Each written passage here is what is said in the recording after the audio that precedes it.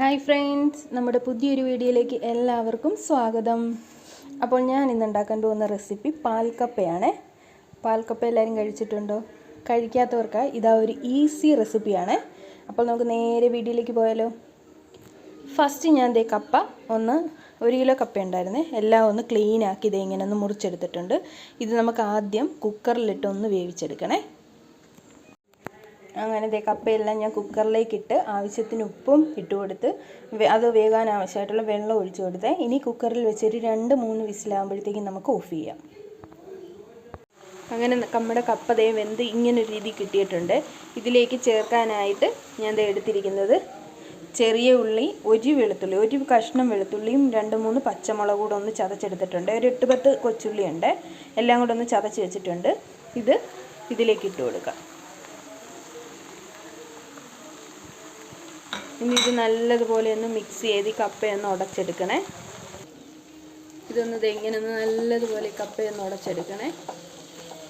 കുത്തി ഉടച്ചൊന്ന് കൊടുക്കണം. കൂട്ടത്തിൽ തന്നെ ആ ഉള്ളിയും പച്ചമുളകൊക്കെ ഒന്ന് വാടി വരികയും ചെയ്യും. അപ്പോൾ ഇതൊന്ന് ഉടച്ചിട്ട് കാണാവേ.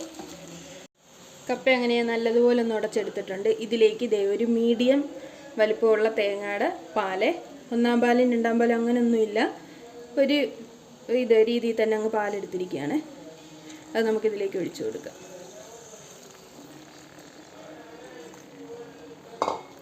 ഇനി ഇത് നല്ലതുപോലെ ഒന്ന് മിക്സ് ചെയ്തെടുക്കാവേ.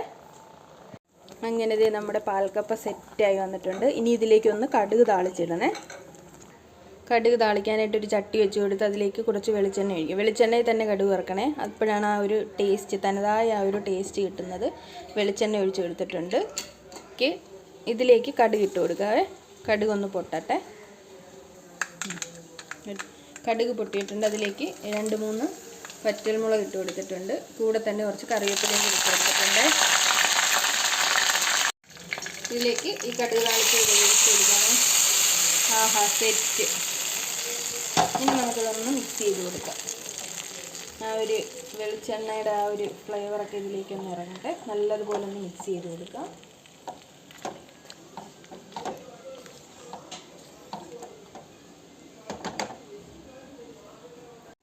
അങ്ങനെ നമ്മുടെ പാൽക്കപ്പ ഇവിടെ സൂപ്പറായിട്ട് വന്നിട്ടുണ്ട്. നല്ല ടേസ്റ്റി ആയിട്ട് കിട്ടിയിട്ടുണ്ട്. ഇനി നമുക്കിതൊന്ന് ട്രൈ ചെയ്താലോ. ഞാനിതൊരു പ്ലേറ്റിലേക്ക് അല്പം എടുക്കുന്നുണ്ട്, നമുക്കൊന്ന് ടേസ്റ്റ് ചെയ്യാനായിട്ട്.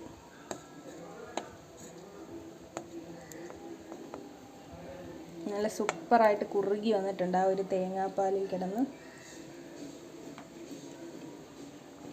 ഇതിലേക്ക് കോംബോ ആയിട്ട് ഞാൻ നല്ല മുളകിട്ട് വെച്ച കേരക്കറിയാണ് എടുക്കുന്നത്. നല്ല സൂപ്പറായിട്ട് ഇരിപ്പുണ്ട് നമ്മുടെ മുളകിട്ട കേരക്കറി. അതിൽ നിന്ന് ഞാനൊരു പീസ് എടുക്കുന്നുണ്ട്. ഇതിലേക്ക് ഇങ്ങനെ പുറത്തോട്ട് ഒഴിച്ച് ഇച്ചിരി ചാറൂടെ നമുക്ക് ഒഴിച്ചു കൊടുക്കാം.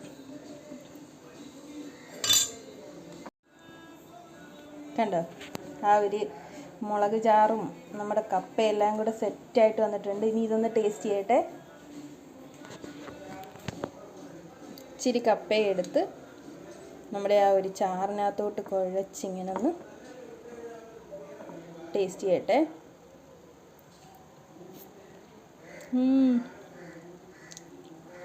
സൂപ്പർ എന്ന് പറഞ്ഞാൽ അത്രയും ടേസ്റ്റിയാണ്.